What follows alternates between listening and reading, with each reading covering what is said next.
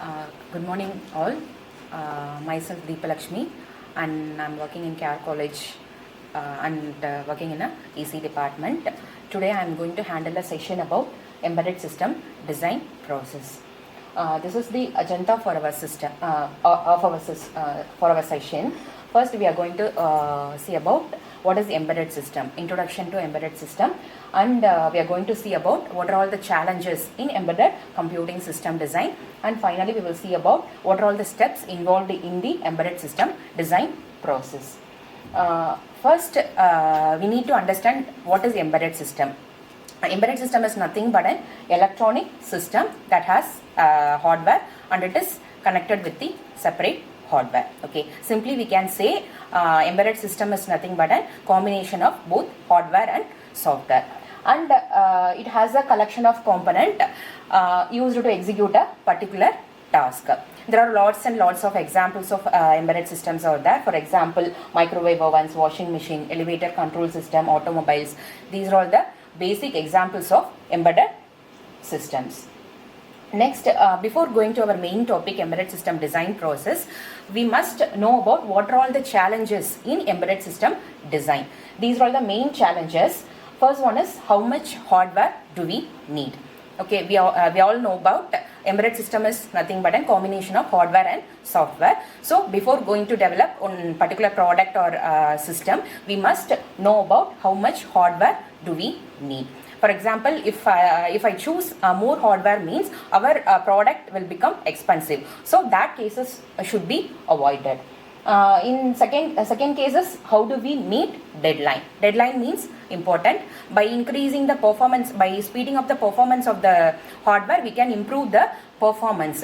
But it may lead to the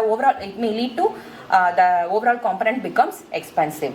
So then third one is how do we minimize power consumption? Power consumption is very important in all the cases. Main challenge is how do we minimize power consumption? It is also an important challenge. Next, final one is how do we design for upgradability? So upgradability is also an important factor. For example, embedded system is a combination of hardware and software. So software functions, software programs performed in particular group.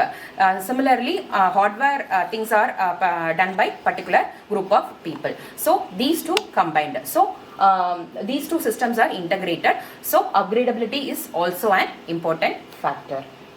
Next, this is our main topic, embedded system design process. In here, we are going to see about, first, we are going to discuss about various steps involved in the embedded system design process, and we will be discussing about the requirements, specifications, and overall architecture of the system. And finally, we will see about the hardware, software components. What are all the software components, software and hardware components are needed. And finally, we will discuss about the system integration process.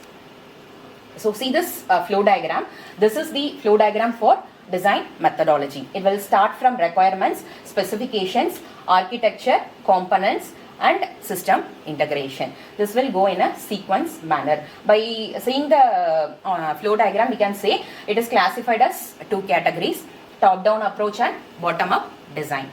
In top-down design, it will start from the most abstract description of the system and conclude with the concrete details. But in bottom-up design, it will start with the components to build the overall system. That bottom-up design is represented in figure as a dashed lines. That will be represented in the flow diagram. So before designing any product or any system, these are all the main goals to be considered. First one is manufacturing cost. Cost is an important factor because our embedded system includes many components. So while combining many components, our manufacturing cost also should be minimum. So this is our main goal. And second one is performance. Performance means both overall speed and deadlines. Our speed of the function, our speed of the system should be high. At the same time, it meet the deadline in correct time. Then finally, power consumption. We already seen about power consumption. Power consumption should be minimum. So likewise, we are going to design our embedded system. So next one is while designing any system, before going to design any system, first we must analyze the design at each and every step before going to develop any system. Then after that we need to refine those individual, refine the details into individuals to add or more give more individual details, to add minute details. Similarly, and last we must verify our design whether it will meet all the performance criteria, performance constraints. So these are all the main three things while designing an embedded system. So requirement, this is our first topic, first in design methodology, this is our first one, requirements. Requirements is nothing but, in requirements first we must gather all the information, informal description from the customers. So this requirement is classified as functional and two types, functional and non-functional requirements. Functional requirement is nothing but an, for example, if I'm having one system, what are all the things that has to be do? That is the functional requirement. For example, if I'm having one cell phone, means what is the function of cell phone? I need to make a call, send a message, receive a message. So these are all the basic requirements. These are the basic functions. So that comes under functional requirement. Similarly, for non-functional requirement, it is not functional, but it is also an important factor. For example, manufacturing cost, performance, power, physical size and weight. So these are all comes under non-functional requirement. We will see with a proper example. So consider this example. This is one example for requirement analysis of a GPS moving map. We will be considering GPS moving map as an example. So these left-hand side items should be filled by the customer. For example, name, purpose, inputs, outputs, functions. These are all comes under functional requirements, and performance, manufacturing cost, power, physical size and weight. These are all comes under non-functional requirement. For example, what is the name of the product? GPS moving map. And what is the purpose? It will be used for driving applications, driving use. And what are all the inputs? Power button and two control buttons are given as a input. And output, we need to display one particular longitude, latitude values. So LCD display is important, that is given as a output. And what are all the functions needed? Uses 5 receiver GPS system. That means for getting proper latitude and longitude, we are using 5 receiver GPS system, and it always displays current, latitude and longitude. This is the function of our system. Then what about the performance? Performance means that performance that screen updates every 0.52 seconds, 0.25 seconds upon the movement. That is the performance of our system. So these all comes under functional requirement. And performance, manufacturing cost, power, physical size. These all comes under non-functional requirement. So manufacturing cost, it will be of $30 something, and power should be minimum. Power should be 100 milliwatt, and physical size should not be more than 2 x 6 inches. So these are all the requirements. Next we will see about specification. In requirement we gather the informal description about from the customers. So from the requirement we are going to refine the requirement. So that will come as a specification. So specification serves as a contract between customer and the system architect. So that specification must be specific, understandable and accurately reflects the customer's requirement. Okay. Then we will consider the same example, GPS system. So these are all the things we must give to the system architect, next level people. Okay. So these are the basic functions, basic specifications.